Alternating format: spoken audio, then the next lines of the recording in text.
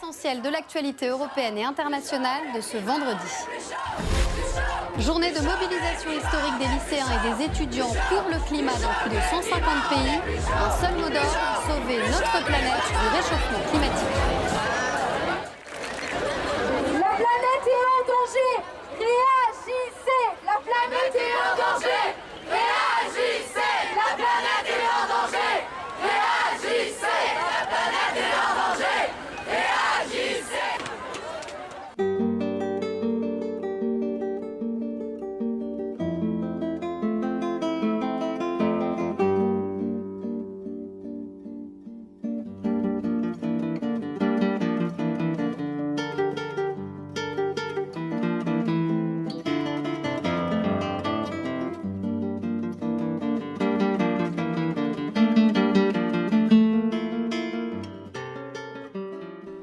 10 ans de développement durable à la province du Luxembourg. Au début, il faut bien l'avouer, on était un peu un laboratoire qui s'est basé sur des opportunités, notamment des subsides wallons, et donc on s'est lancé dans différents projets qui n'avaient peut-être pas forcément de lien entre eux. Un des premiers projets qu'on a créé, c'est le Godefroy du développement durable, à côté des autres catégories du Godefroy qui sont bien connues du grand public, comme le Godefroy social, économique ou le Godefroy des jeunes.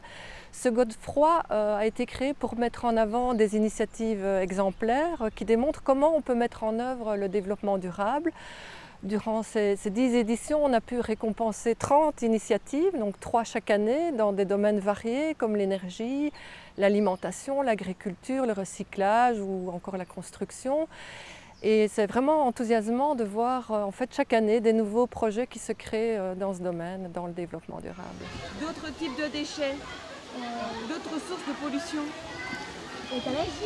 Les canettes. Nous proposons aux enseignants de suivre pendant l'année scolaire des thèmes tels que l'énergie, l'alimentation durable, l'eau, les déchets, la nature et la biodiversité et la mobilité. Et donc en juin, nous proposons une remise des brevets lors d'une journée récréative au domaine provincial de Miroir.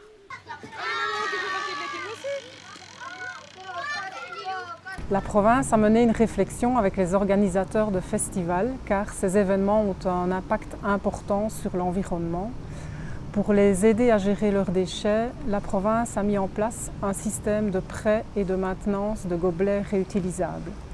Ces gobelets réutilisables permettent de réduire la masse de déchets, donc plus de canettes, plus de bouteilles, plus de gobelets jetables. Cela permet également de garder le site propre pendant et après l'événement. Au départ, les organisateurs étaient assez réticents. À l'heure actuelle, nous avons énormément de demandes. Elles ont triplé par rapport au lancement de l'opération en 2011. Les demandes sont très variées. Cela va de la fête de l'école, aux fêtes de village, aux festivals, aux allures libres, aux brocantes, ainsi qu'au carnaval.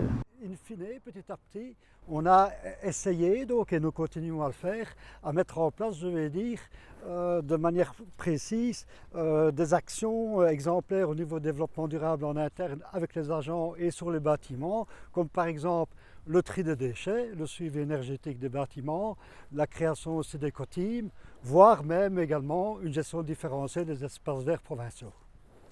La province de Luxembourg, qui est une province maya, veut absolument développer tout ce qui est biodiversité et évidemment éviter tout ce qui est pesticides qui sont extrêmement nocifs pour l'environnement. Et c'est pour ça qu'on a mis en place notamment des coins nature dans différentes entités provinciales, comme par exemple à Marche-en-Famenne avec un nichoir insecte et avec des plantes indigènes. La cellule développement durable de la province de Luxembourg, ce sont aussi des conseils aux communes. Donc, suite aux demandes des services techniques, eh bien, nous pouvons réaliser des projets de végétalisation de manière à utiliser des végétaux qui soient intéressants pour la faune, notamment les insectes pollinisateurs, mais aussi des végétaux qui ne soient quasiment jamais malades, qui ne sont jamais attaqués par les ravageurs, de manière à ce qu'ils ne demandent pas de traitement phyto-insecticides et fongicides. Donc vraiment favoriser tout ce qui est nature.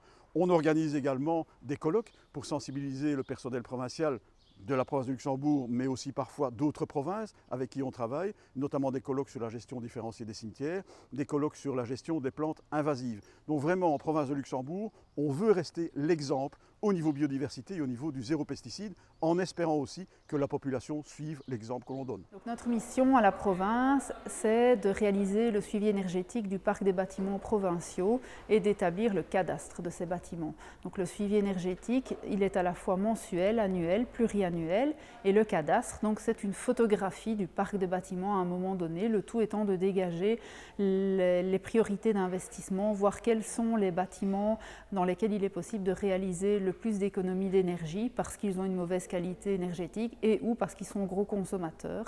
Et donc, de ce fait, nous participons à l'exemplarité provinciale en matière d'énergie. La politique provinciale, elle est basée sur le rôle des correspondants énergie. Donc leur mission est fondamentale parce que c'est grâce à eux que nous collationnons tous les mois les relevés énergétiques. Et donc aujourd'hui, nous avons une journée où nous les rassemblons pour leur montrer quelle est l'importance, le fruit de leur travail et essayer de développer peut-être d'autres actions, des éco-teams, de la sensibilisation. Et voilà. L'exemplarité provinciale est effectivement un des grands axes du projet PEPSLUX. Faire de notre belle province un territoire à énergie positive d'ici 2050. Produire plus d'énergie localement que nous en consommerons. Utopique? Pas du tout, parce que nos citoyens sont déjà fortement impliqués dans la transition énergétique, notamment grâce à la Convention des maires, cette initiative européenne qui permet aux entités locales et à leurs habitants de s'impliquer dans la lutte contre le réchauffement climatique en réduisant leurs émissions de gaz à effet de serre. Notre rôle, c'est d'accompagner les communes pour leur permettre de définir puis de concrétiser leurs ambitions en la matière. Photovoltaïque, biomasse, réseau de chaleur, on passe tout en revue. Avec désormais les 44 communes du territoire impliquées, des mentalités qui changent en profondeur, on peut espérer raisonnablement moins 40% d'émissions d'ici 2030, moins 60% d'ici 2050. PEPSLUX, c'est un projet à dimension sociale qui va vers plus de justice sociale. Mais c'est aussi un projet porteur d'emploi, un projet porteur d'essor économique. Notre territoire regorge de ressources et les plans d'action sont là pour les mettre davantage encore en valeur. PEPSLUX, ensemble, on va y arriver. D'énergie, il en est question aussi au guichet Énergie Wallonie, mais c'est plutôt pour le particulier. Le guichet de Libramont fait partie de tout un réseau en fait en Wallonie. Il y en a d'ailleurs 2 autres en province de Luxembourg, à Arlon et à Marche. Ici, vous pouvez venir pour avoir toutes des réponses à vos questions qui sont liées aux économies d'énergie dans le logement. Ça peut aller de la réglementation, où on peut aussi parler des aides et des primes, de la technique, des technologies et aussi de la mise en œuvre. Nous travaillons principalement au bureau à Libramont, mais nous sommes aussi appelés à faire des permanences décentralisées dans certaines communes de la province. C'est vraiment un service utile à la population parce que ce n'est pas toujours évident d'avoir des renseignements qui sont neutres et indépendants des marques et entreprises. Ici, tous nos conseils sont gratuits et vraiment adaptés à votre logement. Le service de prêt à taux zéro est aussi un service aux particuliers, principalement et uniquement d'ailleurs pour faire des prêts pour des travaux de rénovation et d'économie d'énergie. Alors historiquement, le projet a été créé suite à un travail qu'on a fait avec des publics précarisés sur les économies d'énergie, où on s'est rendu compte que pour améliorer leurs conditions, il fallait trouver un financement le moins cher possible, et donc on a trouvé ce système de prêt à 0%. C'est un service qui marche bien, on vient d'avoir une année assez extraordinaire, et en termes de chiffres, par rapport au public que nous on souhaitait, donc le public précarisé, on a plus de 30% de nos prêts qui sont faits pour des familles qui gagnent moins de 27 000 € par an. Alors en termes de montant de prêt, on arrive à 12 millions d'euros depuis 2011 pour les prêts et 15 millions d'euros pour les frais de travaux. Et donc là, c'est un investissement dans l'économie locale. Toujours dans l'approche de l'exemplarité provinciale, à côté des thèmes énergie, nature et biodiversité, nous avons enclenché avec différents services l'approche de consommation durable. Qu'est-ce qu'on entend par consommation durable? C'est essentiellement donc tout ce qui tourne au niveau des fournitures, des acquisitions au niveau provincial et également tout ce qui tourne au niveau de l'approche circuit court et de l'alimentation durable. Nous avons mené d'abord une réflexion par rapport aux produits du commerce équitable, comme le café qu'on sert dans toutes les salles de réunion, dans tous les services. Puis la province a rejoint un groupe d'acteurs qui se mobilisent pour défendre un commerce plus juste et plus équitable. C'est devenu la plateforme du commerce équitable.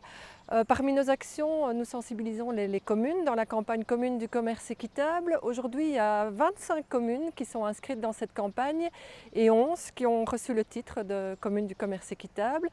La province a même eu aussi le titre de province du commerce équitable. C'est la première en Wallonie, c'était en septembre 2018.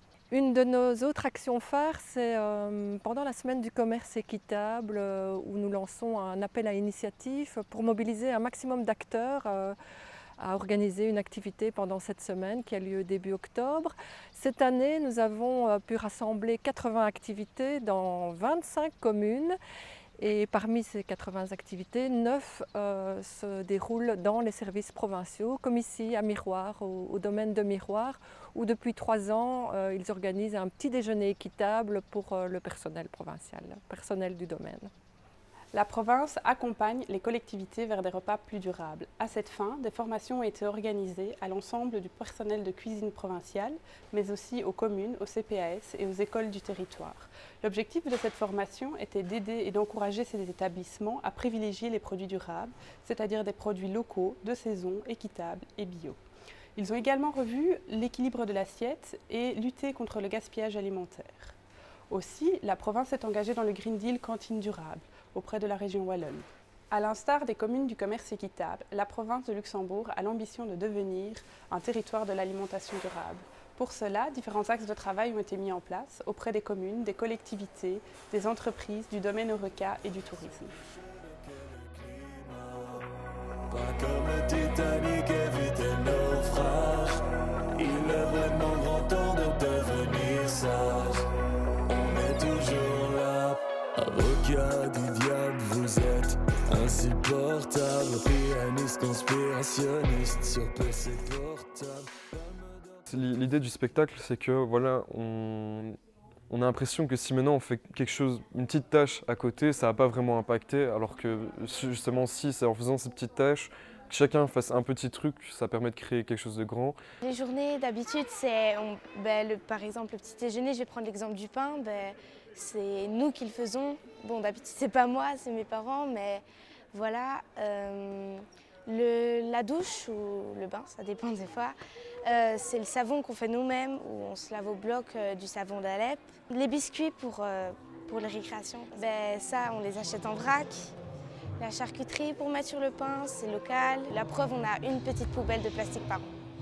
Je me dis qu'on peut faire mieux, qu'on peut trouver, faire des choses qui peuvent améliorer le monde, Mais pour l'instant, je trouve qu'on ne fait pas encore assez pour un monde meilleur. Voilà.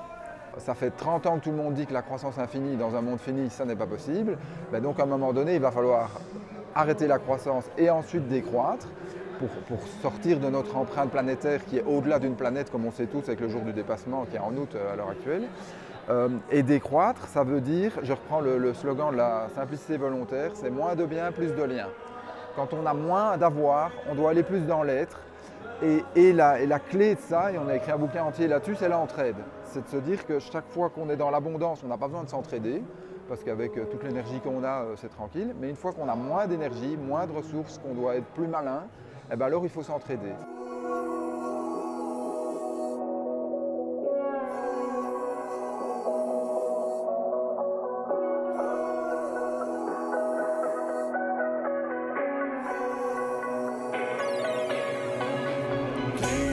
Au revoir.